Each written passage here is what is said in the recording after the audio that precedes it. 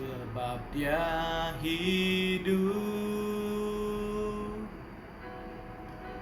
ada hari esok. Sebab dia hidup, ku tak gentar, karena ku tahu dia pegang hari esok.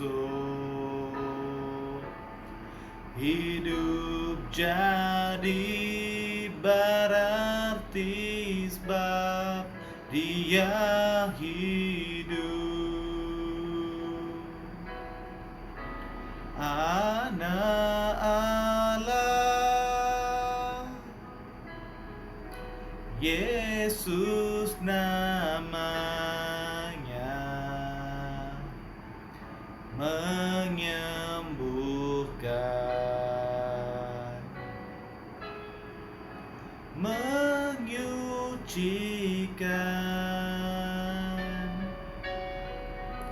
bahkan mati, tebus dosaku. Kubur kosong membuktikan dia hidup. Sebab dia hidup, ada hari esok. Sebab dia hidup, ku tak gentar, karena ku tahu dia pegang hari esok. Hidup jadi berarti sebab dia hidup. Sebab dia hidup, ada hari esok. Sebab dia hidup, ku tak gentar, karena ku tahu dia pegang hari esok. Hidup jadi berarti sebab dia hidup. Hidup jadi berarti sebab Yesus hidup.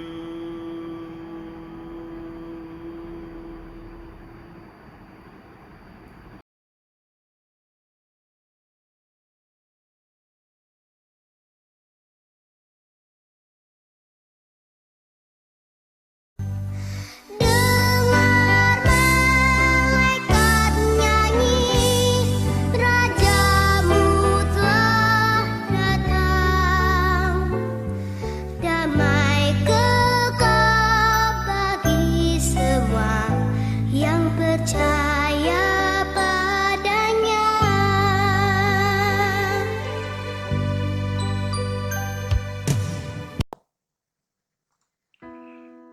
Shalom dan salam Kristus pada semua bapak-bapak dan ibu-ibu serta semua jemaat Tuhan. Puji Tuhan Yesus. Haleluya.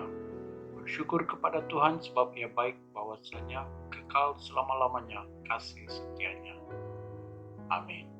Saya mengambil peluang ini untuk menyampaikan salam Natal dari kami, dari Gereja BM, dan juga dari kepimpinan Gereja New Life Restoration Center, Kota Kemuning di Shah Alam.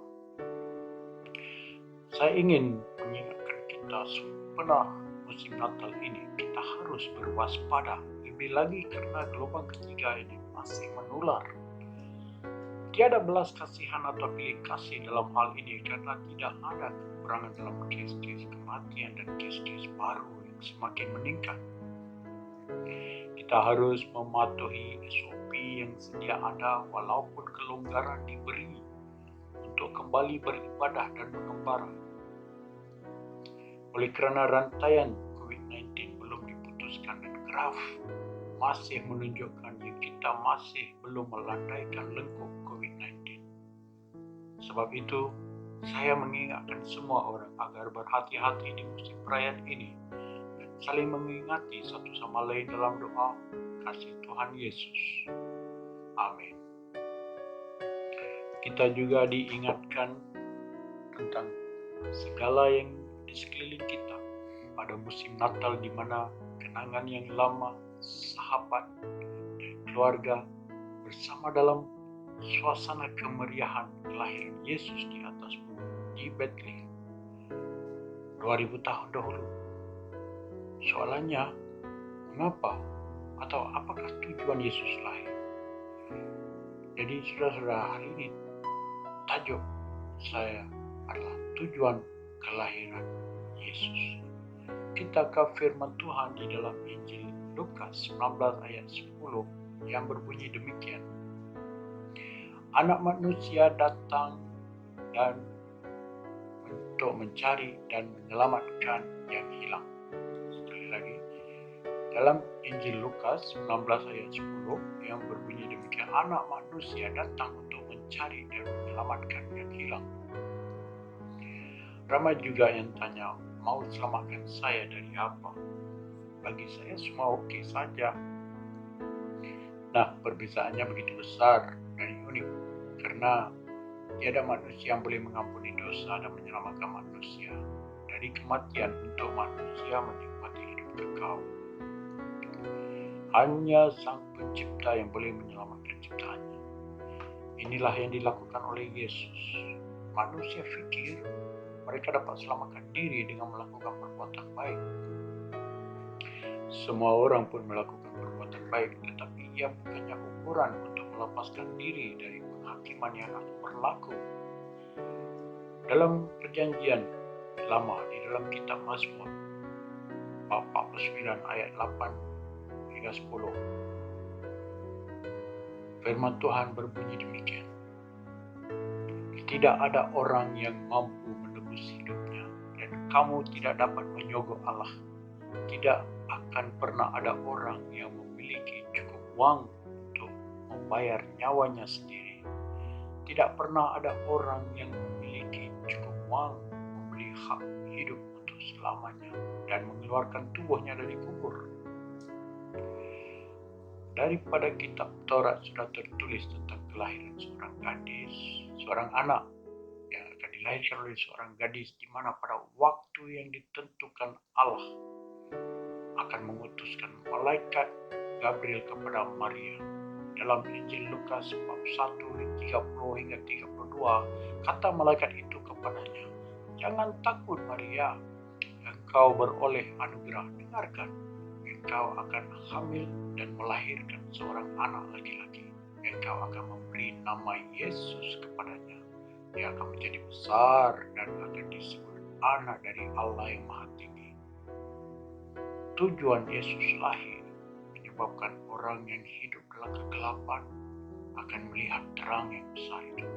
Terang itu terbit untuk orang yang hidup dalam kegelapan, seperti daerah yang gelap, itu seperti kubur. Mereka yang hidup di atas bumi, di dalam kegelapan, mereka tidak tahu kemana mereka pergi, mereka tidak tahu di mana mereka berada. Seperti itu. Sebenarnya setiap manusia mengenal diri mereka sudah berdosa walaupun masih melakukan perbuatan baik. Sengat dosa akan sentiasa menusuk setiap manusia dalam hati. Mereka dah tahu tidak ada sesiapa pun yang boleh membayar bagi dosa mereka. Sebab itu mereka melakukan perbuatan baik supaya mereka dapat mengimbangkan pada waktu mereka meninggal nanti. Tetapi tidak mungkin, saudara-saudara, tidak mungkin. Oleh sebab itulah Allah mengutus anaknya yang tunggal ke dunia ini supaya mereka yang percaya akan diselamatkan dan menerima hidup kekal. Dan Allah tidak mengutus anaknya untuk menghakimi dunia, tetapi untuk menyelamatkannya. Pernah juga ada orang tanya, mengapa Tuhan perlu bersusah payah meminta atau menunggu manusia terima? Selamatkan sajalah, tak perlu tunggu. Selamatkan sajalah kalau mau semua selamat. Kita perlu ambil kira yang Adam dan Hawa, manusia pertama yang Tuhan cipta, Adam dan istrinya Hawa, telah berdosa dengan kerelaan sendiri.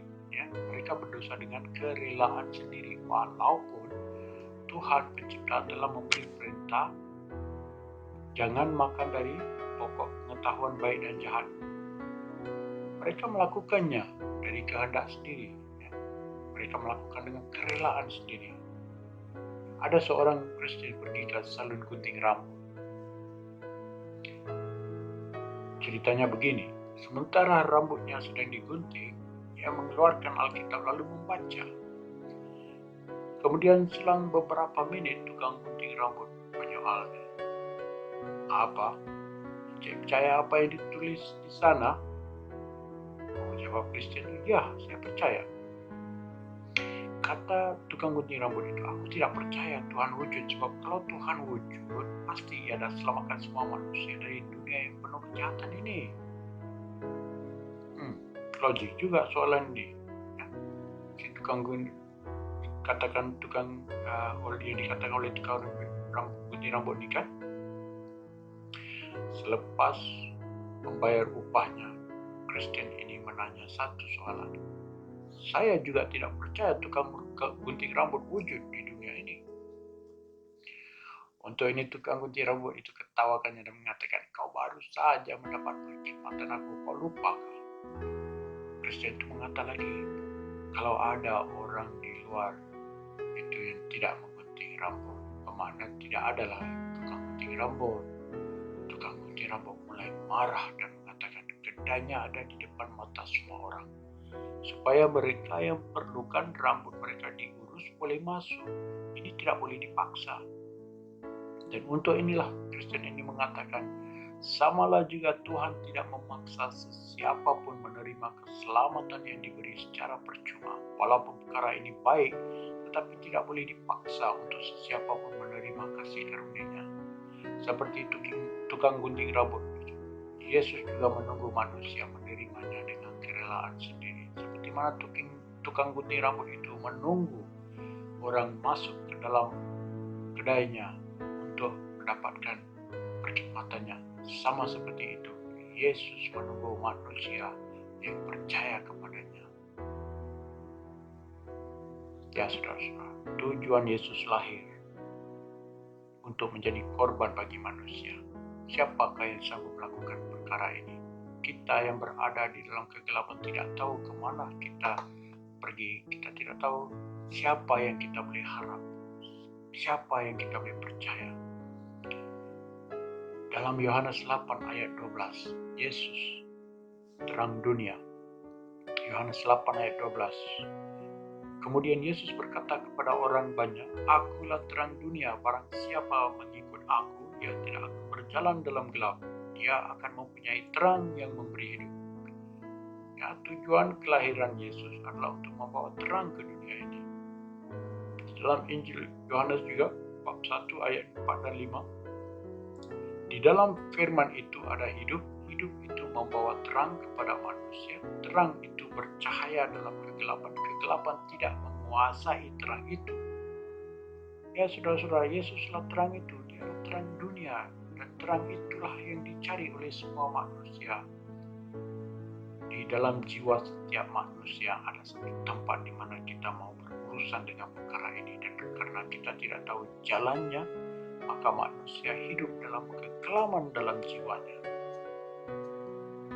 Karena kegelapan mengaburi mata mereka. Oleh itu adalah kasih karunia Allah untuk memberi keselamatan kepada ciptaannya yang unggul, yaitu manusia yang dikasihinya. Lukas 19 ayat 5, demikian firman Tuhan. Ketika Yesus sampai di dekat pohon itu, ia melihat ke atas dan berkata, "Zakheus, cepat turun, aku harus tinggal di rumahmu hari ini." Ini adalah cerita seorang pemungut cukai yang dibenci oleh orang-orang di Pekan Yeriko pada waktu itu. Apabila Yesus lewat ke sana, ramai yang mau melihat Yesus. Kalau hari ini kita kata kita mau selfie dengan Yesus, kira-kira begitulah. Dan Zakheus adalah seorang yang pendek dan tidak dapat melihat Yesus, maka ia memanjat sebuah pohon ara supaya ia dapat melihat Yesus. Yesus memanggilnya dengan nama, dan begitu teruja Zakheus karena dipilih Tuhan. Inilah tujuan Yesus lahir. Ia datang mencari dan menyelamatkan orang yang sesat. Bagaimana seseorang boleh diselamatkan kalau kita tidak meluangkan masa bersama dan menunjukkan terang Tuhan Yesus kepada mereka? Pada hari itu, Zakheus masuk ke dalam rumahnya sebagai seorang yang berdosa yang tidak kenal Tuhan, tetapi ia keluar sebagai seorang yang benar. Roma 5 ayat 10. Ketika kita masih menjadi musuh Allah, Allah telah menjadikan kita sahabatnya melalui kematian anaknya. Allah telah membawa manusia dari kegelisahan kepada damai sejahteranya oleh Yesus Kristus. Saudara-saudara, adakah engkau mempunyai damai dengan Allah dalam jiwamu? Melalui Yesus, Allah senang untuk membawa segala hal kembali kepada dirinya, baik yang di bumi maupun yang di surga. Allah mengadakan pendamaian dengan menggunakan darah Kristus di kayu salib. Pada suatu ketika kamu telah dipisahkan dari Allah, kamu menjadi musuhnya di dalam pikiranmu sebab perbuatan jahat yang telah kamu lakukan melawannya. Tidak ada perhubungan dalam dunia ini yang boleh memberi kita damai. Walau harta begitu banyak atau falsafah hidup yang teratur tidak dapat memberi damai sejahtera ini. Hanya di dalam Yesus ada damai sejahtera. Ada seorang manusia yang percaya kepada Allah dan kepada Yesus Kristus sebagai Tuhan perantara, merasakan Kristus lebih dekat dari Allah karena Yesus telah menghubungkannya dengan Allah. Manusia ini mulai mengenal apa artinya kasih apabila ia mendapat seorang anak. Selama 10 tahun ia melihat anaknya membesar dan sangat mengasihi anaknya. Pada waktu itu ia sadar tentang bagaimana Allah terpaksa melalui penderitaan berpisah dari anaknya yang diutus ke bumi dan melihat anaknya mati. Katanya, adalah lebih senang untuk saya menghadapi kematian daripada melihat anak yang kukasihi dibawa dan disalibkan. Satu-satunya anak yang kasih, anak kesayanganku. Pikirkanlah kasih Allah untuk dunia ini sehingga ia sanggup menyerahkan anak yang dikasihinya untuk menyelamatkan dunia yang diciptanya, karena manusia tidak dapat selamatkan diri sendiri. Tujuan Yesus lahir untuk mengambil tempat kita sebagai korban untuk menebus kita. Mengapa semua ini perlu? Sebab di dunia ini kita ada satu kuasa kegelapan yang bernama setan, yang juga dikenali sebagai pencuri, yang bertekad mau membawa kita jauh dari Tuhan yang menyelamatkan supaya kita boleh jatuh ke dalam neraka bersama-sama setan itu. Setan yang dikenali sebagai pencuri itu. Di dalam perkataan Yesus, pencuri datang untuk mencuri, membunuh, dan membinasakan. Tetapi Yesus datang untuk memberi hidup. Hidup yang penuh dan baik. Terang ini adalah untuk kita yang terima Yesus sebagai juru selamat dengan iman, percaya di dalam hati kita. Ia akan menunjukkan kebenaran kepada mereka agar mereka berbalik dari kegelapan kepada terang, dari kuasa setan kepada Allah. Dengan demikian, dosa mereka diampuni dan mereka dapat ambil bagian bersama orang-orang yang telah menjadi umat Allah karena percaya kepada Yesus. Barang siapa yang mengikuti Yesus tidak akan berjalan dalam gelap. Dia akan mempunyai terang yang memberi hidup. Inilah kepastian dalam kelahiran Yesus, karena Yesuslah terang dunia. Amin. Tujuan Yesus lahir untuk membawa kebenaran kepada manusia. Yohanes 18 ayat 37. Demikian firman Tuhan. Maka Pilatus berkata kepadanya, "Jadi engkau adalah raja?" Jawab Yesus, "Engkau mengatakan bahwa aku raja, itu benar. Aku lahir ke dunia ini untuk mengatakan kebenaran kepada semua orang. Untuk itulah aku datang ke dunia ini. Setiap orang yang memihak kebenaran akan mendengar suaraku." Haleluya. Hanya melalui Yesus kita dapat kenali kebenaran, karena Yesus adalah jalan ke surga. Yesuslah kebenaran dan hidup kekal. Tahun ini membawa berbagai masalah, bencana alam, kadar kematian yang tinggi, jenayah yang makin meningkat, keuangan, kemelesetan ekonomi, kehilangan pekerjaan, inflasi semakin tinggi, dan wabak virus COVID-19. Inilah yang dimaksudkan Yesus untuk menyelamatkan manusia dari kemelut ini. Sebab kita tahu bahwa semua makhluk sama-sama mengeluh dan sama-sama menderita sampai sekarang. Semua itu barulah awalnya, seperti rasa sakit yang dialami perempuan yang akan melahirkan. Bukan akhir ya, barulah awal. Oleh itu, saudara-saudara yang dikasihi, tujuan Yesus lahir adalah untuk menunjukkan kasih Bapanya, kesanggupan Tuhan untuk menyelamatkan manusia dari kematian dengan mengambil rupa manusia, dilahirkan oleh seorang gadis, menjadi sama seperti kita untuk mati di kayu salib dan bangkit dari kematian itu, mengatasi maut. Ya saudara-saudara, tujuan Yesus lahir untuk menjawab semua soalan-soalan manusia yang ditanya sejak dunia diciptakan, karena dunia telah jatuh dalam dosa. Soalan-soalan seperti mengapa aku lahir, mengapa Allah membenarkan kejahatan di atas bumi, apakah sebabnya aku berada di sini, mengapa aku lahir di sini, mengapa aku lahir dalam keluarga, kenapa aku tidak lahir di keluarga orang kaya, kenapa aku lahir begini. Soalan-soalan hidup. Ya, Yesus Kristus mati untuk semua orang. Dia telah mati dan dibangkitkan dari kematian sehingga mereka yang percaya akan hidup oleh Dia. Melalui Kristus, Allah telah mengadakan pendamaian antara kita dengan dirinya dan mendamaikan dunia dengan dirinya sendiri. Dalam Kristus, Allah tidak memperhitungkan kesalahan orang. Kristus tidak berdosa, tetapi Allah membuatnya menjadi dosa. Dia melakukan itu untuk kita, sehingga dalam Kristus kita dapat benar di hadapan Allah. Inilah tujuan Yesus lahir. Dia tidak mau sesiapa pun binasa, melainkan semua orang bertobat dan kembali kepadanya supaya Ia boleh menyelamatkannya. Ya saudara-saudara, saya ingin menyebut Anda yang sudah mendengar dan merasakan memerlukan Tuhan Yesus menyelamatkan Anda. Apa sahaja masalah kamu, apa sahaja